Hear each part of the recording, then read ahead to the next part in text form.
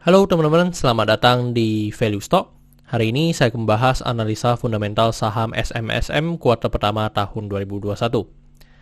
Oke, ini disclaimer-nya, yang pertama ini merupakan sharing analisa fundamental, bukan ajakan beli jual ataupun hold suatu saham, dan keputusan investasi ada di tangan teman-teman selaku investor.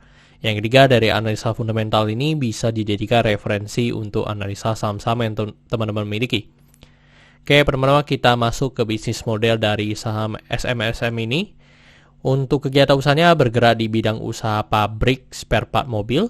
Jadi untuk sumber income-nya berasal dari penjualan spare part-nya, dan mereka fokusnya itu lebih ke filter sama radiator. Sedangkan sebenarnya masih banyak lagi produk-produk yang mereka hasilkan. Teman-teman bisa langsung saja ke website dari mereka, website dari saham SMSM ini. Untuk segmen usaha atau marketnya di Indonesia domestik dan sudah dilakukan ekspor ke luar negeri. Untuk kasus hukum, saat saya membuat video ini, saya tidak menemukan adanya kasus hukum yang terkait dengan SMSM. Untuk pemilikan saham dimiliki oleh Atrindo sebesar 58,13%, masyarakat sebesar 41,87%. Dan ini kita bisa lihat dari segi pendapatannya. Untuk secara kuartal pertama mengalami kenaikan sebesar 20,9%. Dan saya asumsikan kuartal keempatnya memiliki kinerja yang sama dengan kuartal pertama, maka sampai akhir tahun akan mengalami kenaikan sebesar 21,4%. Dan dari segi net profitnya juga mengalami kenaikan, dan kenaikannya sebesar 39,2%. Dan seperti tadi saya asumsikan kuartal keempatnya memiliki kinerja yang sama dengan kuartal pertama, maka sampai akhir tahun akan mengalami kenaikan sebesar 31,3%. Dan dari segi aset juga konsisten mengalami kenaikan dan kenaikannya sebesar 11,8%.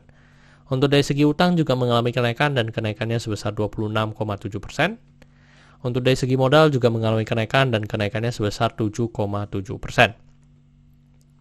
Dan teman-teman, ini merupakan summary lapor keuangannya dari 2014 sampai 2021. Dan di sini saya akan banyak membahas tentang rasio keuangannya. Yang pertama adalah NPM atau Net Profit Margin. Untuk Net Profit Margin untuk 2021 ini mengalami kenaikan menjadi 16,48%. Dan kalau kita lihat secara histori, memang rata-rata NPM-nya sekitar 14 sampai dengan 16%. Untuk dari segi EPS-nya di 110 dan membuat pernya menjadi 12,36 kali. Dan ini merupakan per yang paling rendah ya teman-teman dari 2014 sampai 2021 ini. Terus untuk dari segi book value-nya sekarang di 496 dan membuat PBV-nya di 2,75 kali. Jadi untuk secara PBV juga ini merupakan PBV yang paling rendah. Untuk dari segi DR-nya di 0,32 kali, dan ini sangat bagus, yang dimana DR-nya selama histori juga belum pernah mencapai angka 1. Terus untuk dari segi ROE di 22,25%. Jadi untuk secara ROE rata-rata sebenarnya di atas 20%. Tapi untuk di 2018 itu yang 2020 hanya mencapai 18%. Dan ROA-nya di 16,85%.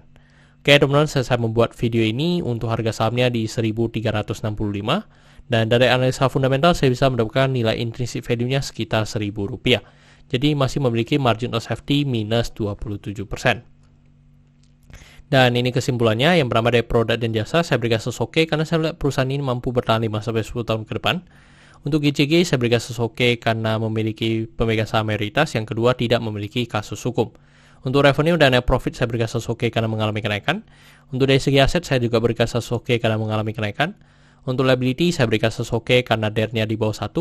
Untuk book value saya berikan sesno karena harga jual sekarang di atas harga book value-nya. Untuk sektor sebenarnya tidak ada hal yang perlu kita concern, jadi jika liability-nya oke, saya berikan sektor ini oke. Untuk ROE saya berikan sesoke karena di atas 9% atau 2 kali bunga deposito yang saya anut. Untuk margin of safety saya berikan sesno karena negatif. Untuk dividen saya berikan sesoke karena selama 5 tahun terakhir untuk SMSM ini masih sangat royal membagikan dividen kepada investornya. Oke teman-teman, jadi kesimpulannya adalah 9/11, dan pertanyaannya adalah apakah saya akan membeli saham SMSM ini. Teman-teman, secara fundamental saya sangat suka dengan perusahaan ini, tetapi kembali lagi secara valuasi menurut saya masih over value. Jadi itu yang membuat saya belum masuk untuk ke saham SMSM ini. Mungkin ini akan saya jadikan watchlist sampai kalau misalnya harganya turun lagi sampai ke nilai wajar ataupun under value ya teman-teman. Oke teman-teman, saya rasa cukup sekian untuk video kali ini. Jangan lupa untuk like dan subscribe. Jangan lupa juga untuk follow saya di Instagram saya di Royken13. Dan teman-teman, saya ada membuat grup Telegram, jadi teman-teman bisa join grup Telegram saya di Value Stock. Untuk linknya teman-teman bisa dapatkan di deskripsi di bawah. Dan jika teman-teman ada kode saham yang ingin saya bukan analisa seperti ini, silahkan tinggalkan di kolom komentar untuk kode sahamnya. Oke teman-teman, see you in the next video. Bye-bye.